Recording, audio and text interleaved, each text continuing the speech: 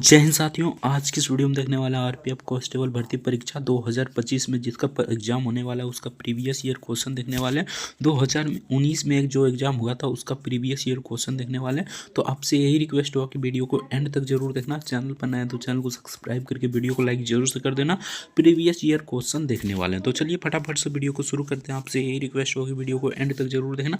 Channel पर नया है तो चैनल को सब्सक्राइब करके वीडियो को लाइक जरूर से कर देना। जिस प्रकार आपका वहाँ पर क्वेश्चन दिया जाएगा, ठीक ना, कंप्यूटर बेस्ड टेस्ट होता है, ठीक ना। तो यहाँ पर जिस प्रकार वहाँ पर क्वेश्चन आएगा उसी प्रकार आज की इस वीडियो में देखने वाले हैं। 18 जनवरी 2019 को फर्स्ट शिफ्ट में पूछा गया क्वेश्चन सभी को डिस्कस करने वाले हैं। तो इस वीडियो को एंड तक जरूर देखना है। चैनल पर नए तो चैनल को सब्सक्राइब करके वीडियो को लाइक जरूर से कर देना। यहाँ पर देख लीजिए ऑनलाइन परीक्षा, ठीक ना। किसी भी एग्जाम की तैयारी करते हैं तो उससे पहले उसका प्रीवियस ईयर क्वेश्चन देखना बहुत ही इंपॉर्टेंट हो जाता है, क्योंकि इसी के आधार पर आपका क्वेश्चन तैयार किया जाता है। तो चलिए फटाफट से एक नंबर क्वेश्चन देखते हैं। जीके और जीएस का 50 प्रश्न पूछा जाता है, मैथ का 35 और रीजनिंग का 35, यानी कि टोटल 120 नंबर का 120 क्वेश्चन रहता है। तो नेगेटिव मार्किंग 1/3 मतलब होता है, ठीक ना। तो इसमें नेगेटिव मार्किंग 1/3 होता है। तो आप यानी कि मतलब 3 को गलती कीजिएगा तो 1 नंबर सही वाला कट जाएगा। सिंपल सा बात है। तो चलिए फटाफट से वीडियो को शुरू करते हैं। आपसे यही रिक्वेस्ट होगी वीडियो को एंड तक जरूर देखना। चैनल पर नए तो चैनल को सब्सक्राइब करके वीडियो को लाइक जरूर से कर देना। तो चलिए फटाफट से 1 नंबर क्वेश्चन देखते हैं। 1 नंबर में पूछा था खेल में संगठन FILA किससे संबंधित है। तो ये किससे संबंधित है, तो ये कुश्ती से संबंधित है। ये कुश्ती खेल से संबंधित है। Option D the correct answer हो जाएगा, कुश्ती इसका करेक्ट आंसर हो जाएगा। तो चलिए नेक्स्ट देखते हैं। नेक्स्ट यहाँ पर प्रश्न संख्या 2 में पूछा जाता है कपास का सबसे बड़ा उत्पादक देश कौन सा है, ठीक ना। तो कपास का सबसे बड़ा उत्पादक देश चाइना है, यानी कि चीन है। Option D the correct answer हो जाएगा, चीन इसका करेक्ट आंसर हो जाएगा। तो चलिए नेक्स्ट क्वेश्चन देखते हैं। नेक्स्ट ये कुछ क्वेश्चन पूछा गया था, ठीक ना। यहाँ पर देखिए फार्मूला 1 ड्राइवरों को महत्वपूर्ण संदेश देने के लिए अलग अलग झंडों लगाए जाते हैं। येलो ध्वज को दर्शाता है, यानी येलो ध्वज किसको दर्शाता है, तो ये खतरा को दर्शाता है। Option D the correct answer हो जाएगा, खतरा इसका करेक्ट आंसर हो जाएगा। तो चलिए नेक्स्ट क्वेश्चन देखते हैं।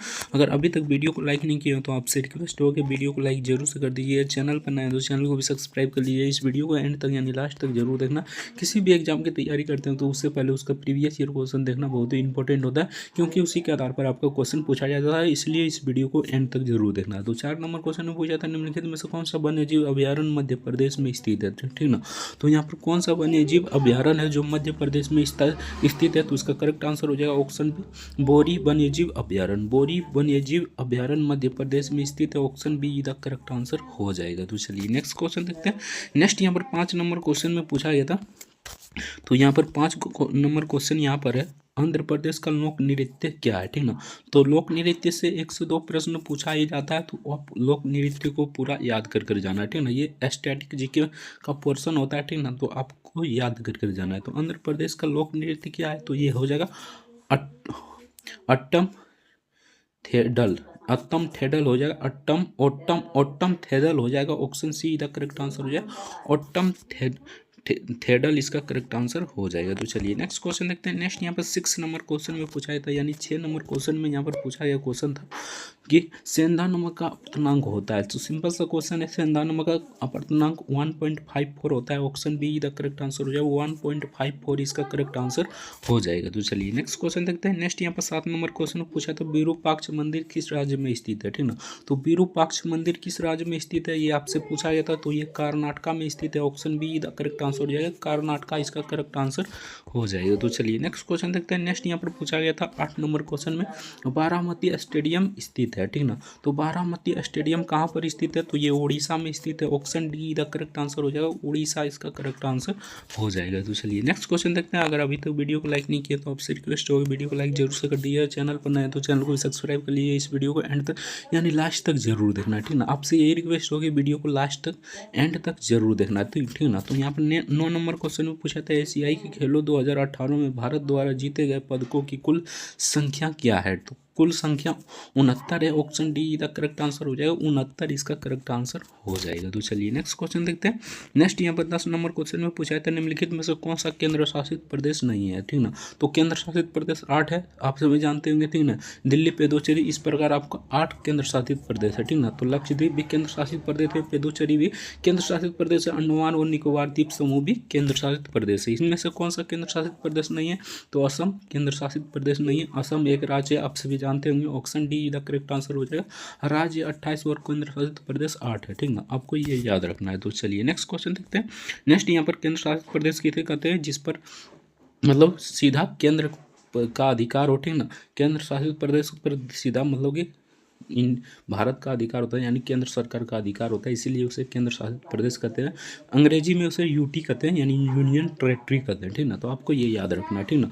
तो यहाँ पर 11 नंबर क्वेश्चन में पूछा था, निम्नलिखित में से किस ग्रह को विशालकाय ग्रह कहा जाता है, तो बृहस्पति को विशालकाय ग्रह कहा जाता है। ऑप्शन डी इसका करेक्ट आंसर हो जाएगा, बृहस्पति इसका करेक्ट आंसर हो जाएगा। तो चलिए नेक्स्ट देखते हैं। 12 नंबर क्वेश्चन में पूछा था, सिडबी का मुख्यालय कहाँ स्थित है, ठीक ना, तो सिडबी का मुख्यालय लखनऊ में स्थित है। Option see the correct answer हो जाए, लखनऊ इसका करेक्ट आंसर हो जाएगा। तो चलिए नेक्स्ट क्वेश्चन देखते हैं। नेक्स्ट यहाँ पर पूछा है क्वेश्चन था, विटामिन B3 का रासायनिक नाम क्या है, ठीक ना, तो विटामिन B3 का रासायनिक नाम नियासिन है। Option see the correct answer हो जाए, नियासिन इसका करेक्ट आंसर हो जाएगा। तो चलिए नेक्स्ट क्वेश्चन देखते हैं।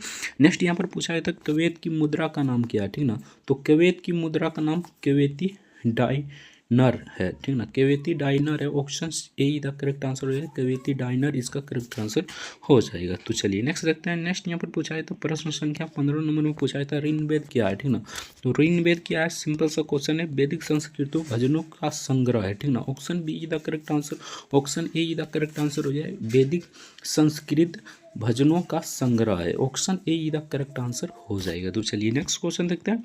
नेक्स्ट यहाँ पर पूछा है क्वेश्चन था, हरिद्वार शहर खालिस्तान नदी के तट पर स्थित है, तो किस नदी के तट पर स्थित है, तो हरिद्वार शहर गंगा नदी के तट पर स्थित है। Option see the correct answer हो जाए, गंगा नदी इसका करेक्ट आंसर हो जाएगा। तो चलिए नेक्स्ट देखते हैं। नेक्स्ट यहाँ पर पूछा है क्वेश्चन था 17 नंबर क्वेश्चन, तो 17 नंबर पूछा है तो 5वीं पंचवर्षीय योजना की अवधि खालिस्तान है, ठीक ना, तो 5वीं पंचवर्षीय योजना 4 वर्ष चला था, ठीक ना, 1974 से 78 हो जाता है, यहाँ 79 लिख दिया गया है, ठीक ना, 78 हो जाता है यहाँ पर, ठीक ना, 4 वर्ष चला था।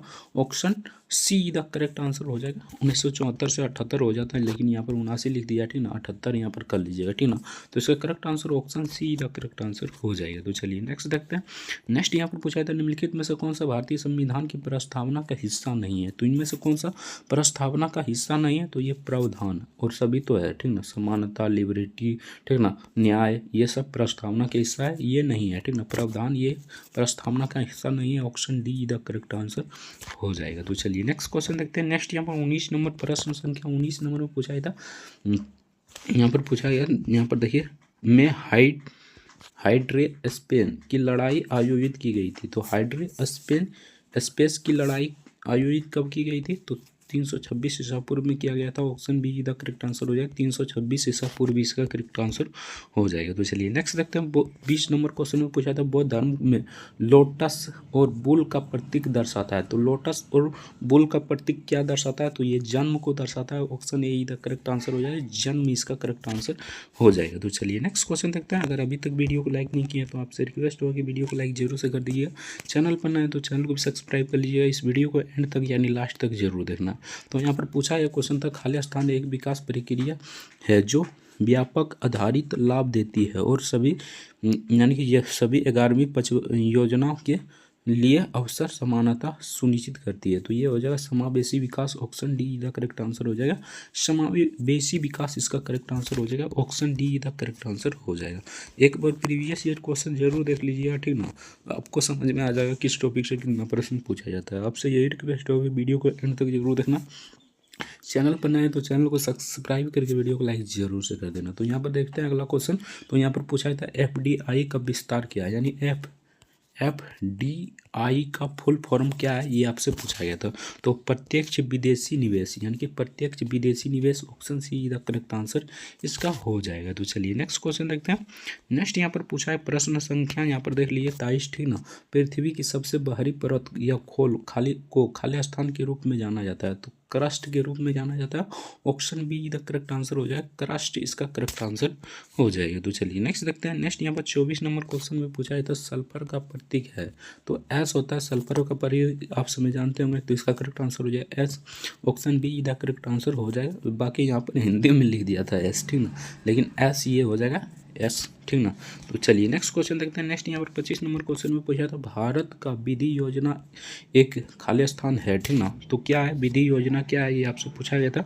गैर संवैधानिक सलाहकार निकाय है, option see the correct answer हो जाएगा। गैर संवैधानिक सलाहकार निकाय है, option see the correct answer हो जाएगा। तो चलिए नेक्स्ट देखते हैं। नेक्स्ट यहाँ पर 24 नंबर क्वेश्चन में पूछा गया था चड्डा कप किस खेल से संबंधित है, ठीक ना। तो चड्डा कप बैडमिंटन से संबंधित है, option A the correct answer हो जाएगा। बैडमिंटन इसका करेक्ट आंसर हो जाएगा। तो चलिए नेक्स्ट देखते हैं। नेक्स्ट यहाँ पर पूछा यह क्वेश्चन था, प्रश्न संख्या यहाँ पर देख लीजिए, ठीक ना। तो यहाँ पर पूछा है था निम्नलिखित में से कौन सा भारत में एक अधिकारित राज्य भाषा नहीं है, ठीक ना। तो एक अधिकारित राज्य भाषा कौन सा नहीं है, तो ये बोडो है, ये पंजाबी है, ये ठीक ना, असमी है, ये नहीं है, ठीक ना। बाकी भाषा याद करने के लिए सिंपल सा तरीका है ये, यानी कि मैप बना लीजिए, ठीक ना। भारत का मैप बना लीजिए, ऊपर में है कश्मीरी, सिंधी, पंजाबी, उड़ीसा, ठीक ना। इस प्रकार आप याद कर लीजिएगा तो आपको आसानी होगा याद करने में, ठीक ना। तो इसका करेक्ट आंसर ऑप्शन सी हो जाएगा। खेंडसी ये भाषा नहीं है, ठीक ना। खेंडसी ये भाषा नहीं है, ठीक ना। कौन कौन यहाँ पर आइए, तो इसका करेक्ट आंसर ऑप्शन सी हो जाएगा करेक्ट आंसर। तो चलिए नेक्स्ट देखते हैं। नेक्स्ट यहाँ पर 24 नंबर क्वेश्चन में पूछा गया था। तो 24 नंबर क्वेश्चन में पूछा था डायन जेम्स थोरपे किस खेल से जुड़ा है, ठीक ना। तो ये किस खेल से जुड़ा है, तो ये तैराकी से जुड़ा है, option see the correct answer हो जाए। तैराकी इसका करेक्ट आंसर हो जाएगा। तो चलिए नेक्स्ट देखते हैं। बिपिन चंद्र पाल ने कौन सा समाचार पत्र शुरू किया था। तो बिपिन चंद्र पाल ने कौन सा समाचार पत्र शुरू किया था, तो न्यू इंडिया साप्ताहिक पत्रिका शुरू किया था, option A the correct answer हो जाएगा। न्यू इंडिया साप्ताहिक पत्रिका इसका करेक्ट आंसर हो जाएगा। तो चलिए नेक्स्ट देखते हैं। नेक्स्ट यहाँ पर पूछा था अम्लीय वर्षा तब होगी जब वर्षा का जल पीएच मान खाली स्थान से कम होगा, ठीक ना। तो 5.6 से कम होगा तब अम्लीय वर्षा होगा, ठीक ना। Option A the correct answer हो जाएगा। तो चलिए नेक्स्ट क्वेश्चन देखते हैं। नेक्स्ट यहाँ पर पूछा गया था किसी दिए गए क्षेत्र का पशु जीवन खाली स्थान कहलाता है, तो इसे फोना कहलाता है, option A the correct answer हो जाए। फोना इसका करेक्ट आंसर हो जाएगा। तो चलिए नेक्स्ट देखते हैं। नेक्स्ट यहाँ पर पूछा था असम का राज्य पक्षी क्या है, ठीक ना। तो असम का राज्य पक्षी है सफ़ेद पंखों वाला लकड़ी का बत्तख, option A the correct answer हो जाए। सफ़ेद पंखों वाला लकड़ी का बत्तख, option A the correct answer हो जाएगा। तो चलिए नेक्स्ट क्वेश्चन देखते हैं। नेक्स्ट यहाँ पर प्रश्न संख्या 3 में पूछा था अफगानिस्तान की राजधानी क्या है, ठीक ना। तो अफगानिस्तान की राजधानी काबुल है, option see the correct answer हो जाए। काबुल इसका करेक्ट आंसर हो जाएगा। तो चलिए नेक्स्ट देखते हैं। अगर अभी तक वीडियो को लाइक नहीं किए तो आपसे रिक्वेस्ट होगी वीडियो को लाइक जरूर से कर दीजिए। चैनल पर नए हैं तो चैनल को भी सब्सक्राइब कर लीजिए। इस वीडियो को एंड तक यानी लास्ट तक जरूर देखना है। तो यहाँ पर पूछा गया क्वेश्चन था प्रश्न संख्या, यहाँ पर अगला देखते हैं। खाली स्थान वाला व्यक्ति पास की वस्तुओं को स्पष्ट रूप से देख सकता है, ठीक ना, लेकिन दूर वस्तुओं के अलग अलग नहीं देख सकता है, उसे क्या कहा जाता है, तो ये से कहा जाता है मायोपिया। मायोपिया इसे कौन सी बीमारी होती है, तो मायोपिया होती है, option D the correct answer हो जाएगा। तो चलिए नेक्स्ट क्वेश्चन देखते हैं। नेक्स्ट यहाँ पर पूछा गया क्वेश्चन था, ठीक ना, संसद सदस्य कामाख्यात प्रसाद तासा किस राज्य से संबंधित है, तो ये थोड़ा डीप से क्वेश्चन पूछ लिया था, ठीक ना। इसका करेक्ट आंसर हो जाएगा असम से, option be the correct answer हो जाएगा। एक का दो क्वेश्चन ऐसा रहता है, ठीक ना, बाकी सभी अच्छा ही क्वेश्चन रहता है। तो 36 नंबर क्वेश्चन में पूछा था ब्रह्म समाज के संस्थापक कौन है, तो राजा राममोहन राय ये ब्रह्म समाज के संस्थापक है, option A the correct answer हो जाएगा। तो चलिए नेक्स्ट क्वेश्चन देखते हैं। अगर अभी तक वीडियो को लाइक नहीं किए तो आपसे रिक्वेस्ट होगी वीडियो को लाइक जरूर से कर दीजिएगा। चैनल पर नए हैं तो चैनल को भी सब्सक्राइब कर लीजिए। इस वीडियो को एंड तक यानी लास्ट तक जरूर देखना है, ठीक ना। तो यहाँ पर पूछा यह क्वेश्चन था संविधान सभा के वित्त और कर्मकारी समिति का अध्यक्ष कौन थे, तो इसका करेक्ट आंसर हो राजेंद्र प्रसाद था, ये अस्थाई अध्यक्ष था, ये भी आपको याद रखना, ठीक ना। इसका correct answer option see the correct answer हो जाएगा। तो चलिए नेक्स्ट देखते हैं। नेक्स्ट यहाँ पर पूछा था कार्य का एसआई मात्रक होता है सिंपल सा जूल होता है, जूल इसका कार्य का एसआई मात्रक जूल होता है, option A the correct answer हो जाएगा। जूल इसका करेक्ट आंसर हो जाएगा। तो चलिए नेक्स्ट देखते हैं। नेक्स्ट यहाँ पर पूछा था केट में गुणसूत्रों की संख्या होती है, ठीक ना, तो केट में गुणसूत्रों की संख्या कितनी होती है, तो 19 जोड़े होते हैं, option be the correct answer हो जाएगा। 19 जोड़ा इसका करेक्ट आंसर हो जाएगा। तो चलिए नेक्स्ट देखते हैं।